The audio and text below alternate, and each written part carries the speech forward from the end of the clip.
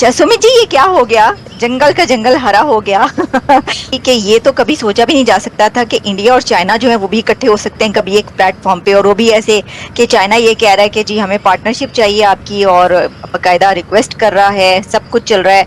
तो क्या इसका मतलब है कि क्या इंडिया ने चाइना को चूज कर लिया है? दो बड़े राइवल्स अब पार्टनर्स हैं। आले जी, पहली बात यह है कि ना हमने रशिया को चूज किया, ना चाइना को, ना अमेरिका को। सबने दबाने की कोशिश करी, सबने यूज करने की कोशिश करी। अब हम चूज करते सिर्फ भारत को। ये टाइम वो है जब हम भारत को चूज कर रहे हैं, और जिसको पार्टनरशिप की जरूरत है आपको हमारे पास आना पड़ेगा। That is how we are working, and thanks to Donald Trump. मैं बार बार बोलता हूं कि उन्होंने चाइना और भारत को इकट्ठा कर दिया, और मैं बार बार बोल रहा था एक महीने से, क्योंकि यहाँ पे मैं कॉर्पोरेट वर्ल्ड में काम करता हूँ। I can see where the जो कॉर्पोरेट वर्ल्ड है वहाँ पे सबसे पहले आपको हवा किधर जा रही है वो आपको पता लग जाती है। यहाँ की जो कंपनीज हैं उसको गवर्नमेंट खुद बोल रही है कि आप चाइना में इन्वेस्ट मत कीजिए, आप भारत में इन्वेस्ट कीजिए। आगे जाकर भारत से ही जब मेड इन इंडिया लिखा होगा तो आपके प्रोडक्ट्स बिकने शुरू होंगे। भारत की मार्केट भी है, और मेड इन भारत जब मेड इन इंडिया जो है उसकी एक्सेप्टेबिलिटी भी है। तो इसलिए यहाँ की जो कंपनीज है चाइना की, उन्हें गवर्नमेंट बोल रही है आप चाइना में इन्वेस्ट नहीं करो, अब भारत में करो। पहली बात ये हुई। दूसरा, जो इनकी हालत है चाइना की, क्योंकि डोनाल्ड ट्रंप जब से आए हैं उनका टारगेट ना रशिया है, ना भारत है, कोई भी नहीं है, वो चाइना है।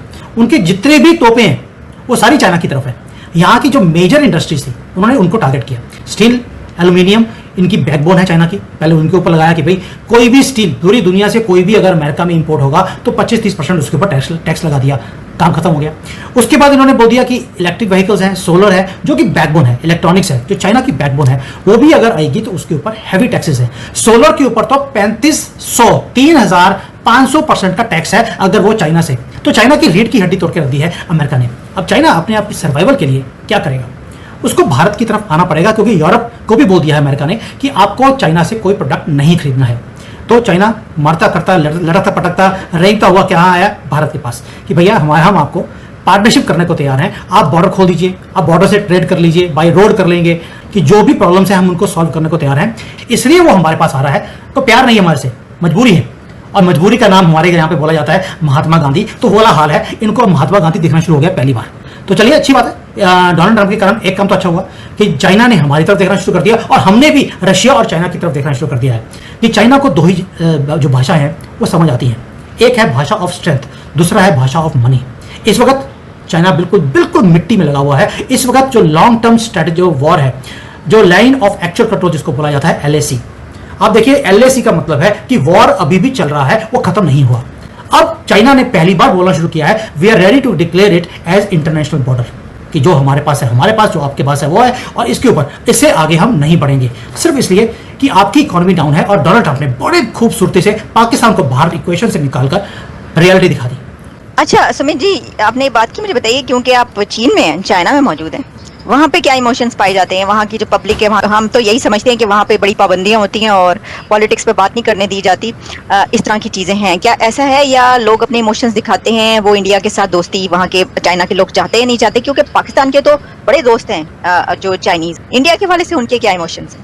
देखिए, as far as China is concerned, पहली बात आपने 2-3 चीज़ें बिल्कुल ठीक कही हैं कि यहाँ पर अपना ओपिनियन वो चाइनीज़ दे नहीं पाते हैं, क्योंकि कोई प्लेटफॉर्म ही नहीं है। और अगर कहीं आपने कंट्री के खिलाफ बोल दिया, या आउट ऑफ द लाइन को लाइन बोल दी, तो प्रॉब्लम हो सकती है। तो उस डर के मारे लोग बोलते नहीं है। अब कई लोग बोलते हैं यार तुम चाइना में बैठे हो, तुम बोल कैसे देते हो? एक तो भैया मैं हिंदी में बोल रहा हूँ, मैं इंग्लिश में नहीं बोल रहा हूँ, ना मैं चाइनीज़ में कोई वीडियो बना रहा हूँ। और दूसरी बात यह है कि मैं कोई चीज़ कंट्री के अगेंस्ट नहीं बोल रहा हूँ, जो है वैसा ही बोल रहा हूँ। जो पब्लिक डोमेन में चीज़ें आती हैं मैं वो चीज़ों को देता हूँ। मेरे पास कई ऐसी चीज़ें भी हैं जो पब्लिक डोमेन में नहीं है, मैं उनको टच ही नहीं करता। तो मुझे मालूम है कि रेड लाइन क्या है।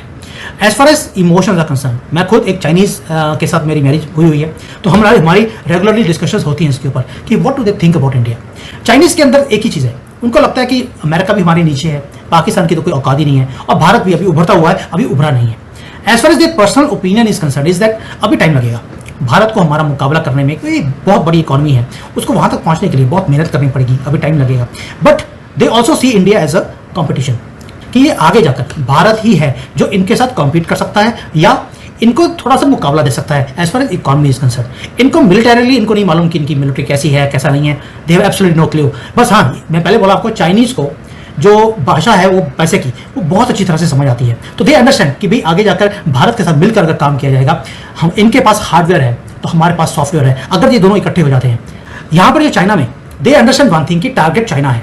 अब मैं भी समझता हूं टारगेट चाइना है, ना भारत है, ना रशिया है, ना कोई और है। This is what people in the industry and common people they understand. ये दोनों इकट्ठे हो गए, दुनिया को हम अपनी उंगलियों पे नचा सकते हैं। And this is exactly what I foresee कि अगर अभी दोनों कंट्रीज ने, चाइना ने और भारत ने, अपने मूव्स को अच्छी तरह से खेला, हम पूरी दुनिया को अपने उंगलियों पर नचा सकते हैं। आइए देखते हैं पाकिस्तानी मीडिया की लेटेस्ट वीडियो। और दोस्तों, इस समय एक मिस्ट्री यानी एक रहस्य जिसकी चर्चा काफ़ी हो रही है कि आखिर भारत और चाइना एक प्लेटफॉर्म पे कैसे आ गए, और ख़ास तौर से चाइना की तरफ से क्यों एक्साइटमेंट है, क्यों पहल है कि वो भारत के साथ दोस्ती करे। और जैसा कि खबरों में बताया जा रहा है कि इवन चाइनीज मीडिया के अंदर भारत की काफ़ी प्रशंसा की जा रही है और चाइना अपनी कंपनियों को भारत में इन्वेस्टमेंट करने के लिए बढ़ावा दे रहा है।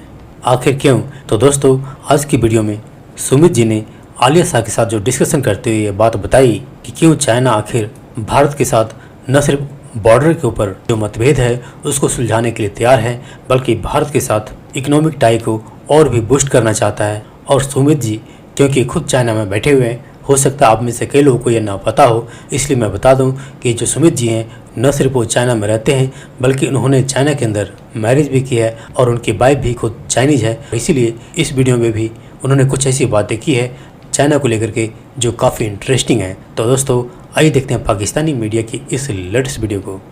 डोनाल्ड ट्रंप की टैरिफ की वजह से इंडिया, चाइना और रशिया करीब आ जाएंगे और एक किस्म से एक गठबंधन बन जाएगा उनका अगेंस्ट अमेरिका। कि ये तो कभी सोचा भी नहीं जा सकता था कि इंडिया और चाइना जो है वो भी इकट्ठे हो सकते हैं कभी एक प्लेटफॉर्म पे।